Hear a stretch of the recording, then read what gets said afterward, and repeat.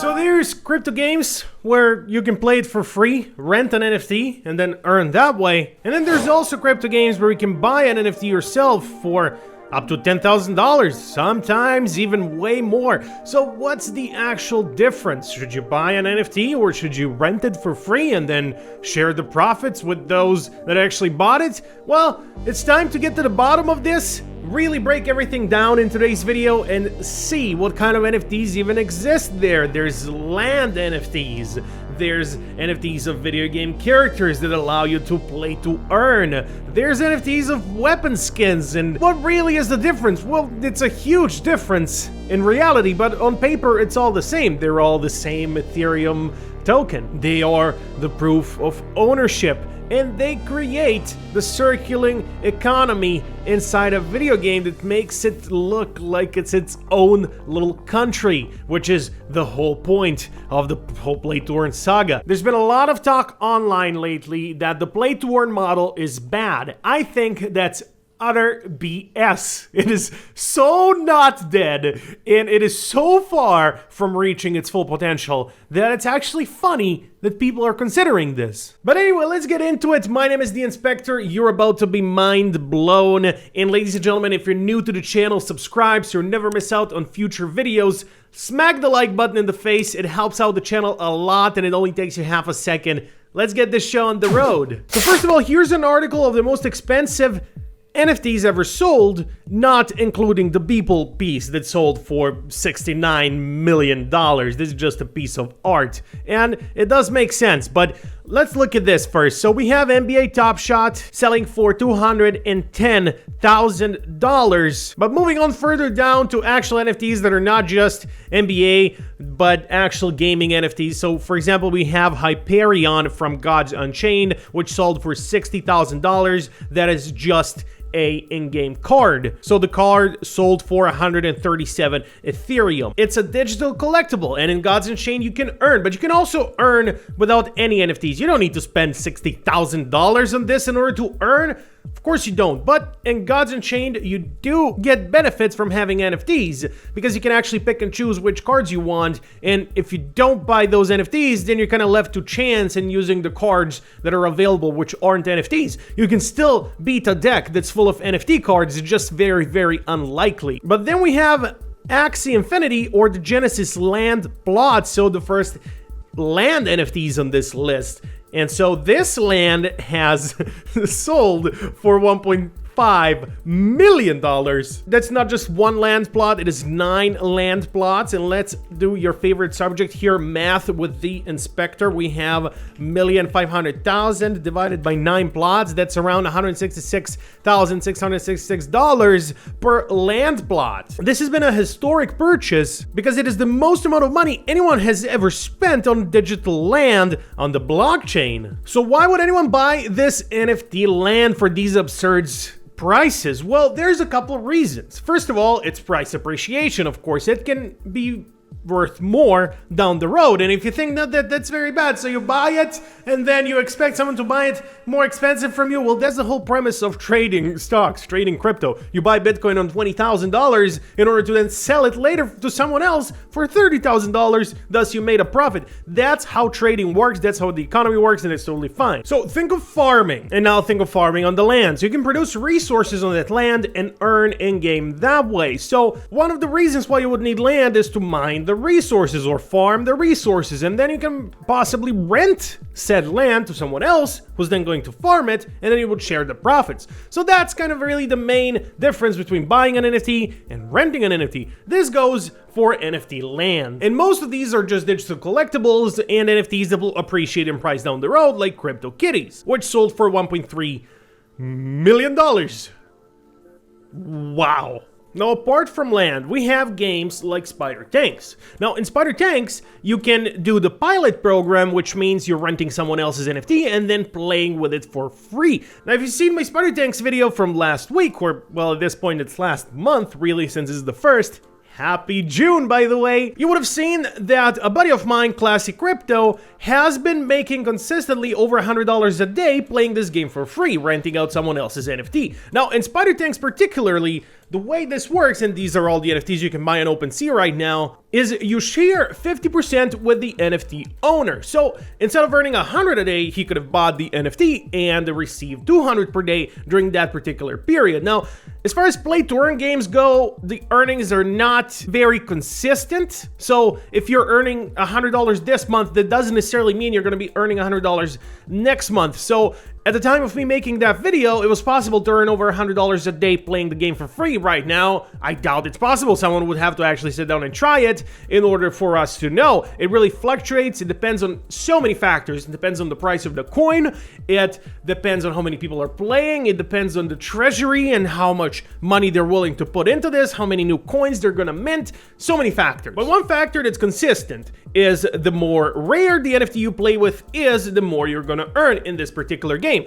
Most games do work like that, but this particular game does work like that as well. So for example, I went here to the highest last sale and we have the Alpha Executioner or Ancient. The Ancient or Generation 1 NFTs are the most expensive, and this is your in-game character. This little chicken would be your in-game character, or the Ancient you would play with. So it's just been sold for 54 Ethereum, and 54 Ethereum is roughly $100,000 at today's prices. So someone bought this NFT for $100,000, and if he played with it last month, my guess is, and this is just a pure guess because the NFTs Classic Crypto was playing with and the other people were playing with weren't necessarily the most rare ones and the most expensive ones like this one is. So my guess is he would have earned a lot more than 100 a day with this particular NFT. So let's call it 200 a day just for mathematics sake, right? If he was earning consistently $200 a day with this NFT, he would make his $100,000 back in roughly 500 days. So that's almost 2 years of getting your ROI, or your return of investment, which is absolutely ridiculously crazy. And if you was to rent that NFT to someone else, it will be 2 times as long, but he wouldn't have to do anything. And that's considering that the game doesn't die out in the meantime, that the earnings stay consistent, and none of those factors are true. So paying $100,000 for an NFT in order to just play to earn with it doesn't make any sense. So my guess is this person bought this NFT in order to sell it for more later on, and in the meantime probably rent it as well so you can earn as much as possible in the meantime. So for example, if he's earning consistently $200 a day, let's say $200 a day for around 2 months, so 60 days, he would have $12,000, and then if he was to sell NFT for the same price he bought it for, he would be at a $12,000 profit. Now, in cryptocurrency, it doesn't really work out like that all the time. As I said multiple times, the earnings are not consistent. But then again, this is an ancient NFT, so who knows how much money this particular one makes. I can't know if I don't buy it and try it for myself, but paying $100,000 for anything that is not a car or a home is totally ludicrous to me. So my 2 cents, someone has millions and millions of dollars and wants to spend 100K on an NFT, be my guest. I don't judge people over here. I'm just saying myself, it's ridiculous. I would never do it. But paying up to $1,000 for an NFT that I can actually earn with and then rent it out later totally makes sense. Makes a lot of sense. So anyway, let's go back here and see which one has recently sold. So currently renting NFTs is very lucrative. It's a very lucrative business. I'm not saying lending. So lending is the one that owns the NFT and he lends it to you. You're the renter, so you rent the NFT in order to play to earn with it. So I'm saying renting an NFT makes a lot of sense, and there's a lot of games that do it. For example, we have Undead Blocks. Undead Blocks also rents their NFTs and lets other people play with them. So for example, in Undead Blocks, I have staked their coin, and for staking their coin, I have gotten an NFT collection, basically. I've gotten a collection of guns and skins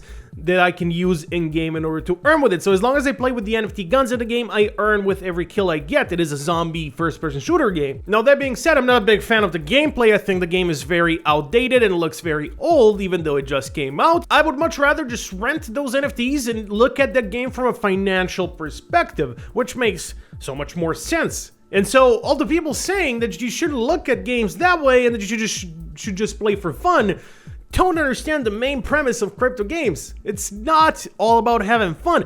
If I see a crypto game that I can actually have fun with, absolutely, I'm gonna play it. But playing games just for fun in general is a huge waste of time, and I will give you a quick little anecdote before we go on and explore more NFTs, more in-game NFTs. Recently, I started playing a video game that took up a majority of my time. I've been playing it day and night, and I have really enjoyed my time with it, but it does give you a false sense of accomplishment and a false dopamine rush where I thought I've done something, but in reality, I've just been playing games and wasting time. So approximately in the middle of the game, when you're just starting to get more power with your character and everything, and it started to get really, really interesting, I kind of observed myself from a third perspective looking at me playing this game, and I was like, I'm wasting my time. I need to uninstall this game. It's taking up too much of my time, and it was very hard for me to uninstall it because I had so much fun with it, but I did.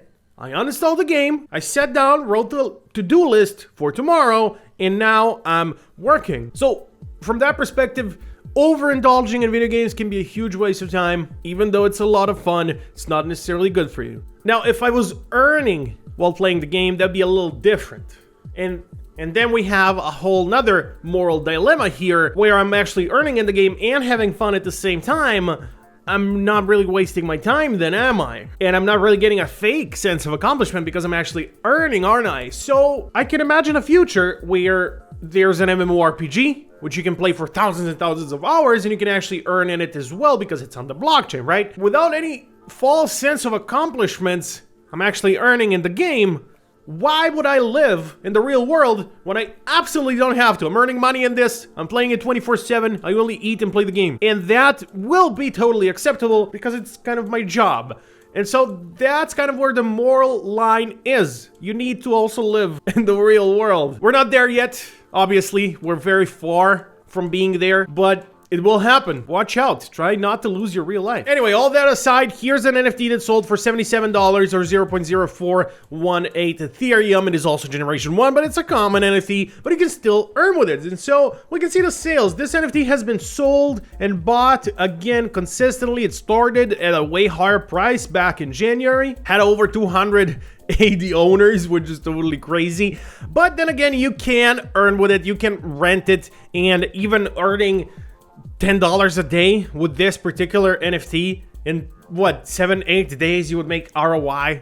That's amazing. And then you can just rent it and, you know, leave it be. But here's how it actually works from behind the scenes. So lending and renting NFTs. We have the borrowers or the renters, and we have the lenders or the NFT owners, right? And so in the middle of that is the NFT lending and renting protocol, or the smart contract. Most of the time it's on Ethereum, but it doesn't necessarily have to be on Ethereum. It can be on Solana, can be on Cardano, can be on Polygon, can be on the Binance Smart Chain. So the way it will work is, while playing this game, the NFT would go from the lender's wallet to the borrower's wallet. The borrower would then play the NFT, or rather play with the NFT, and then the earnings he would get, only 50% of it, and 50% would go through the smart contract to the lender. And then once the game is finished, the NFT goes back into the lender's wallet. The NFT is no worse for wear from being played with, and both of them are happy. The renter is happy because he played for free and earned something, and then the lender is also happy because he borrowed his NFT to someone, or he lended rather his NFT to someone, and he earned money for it without even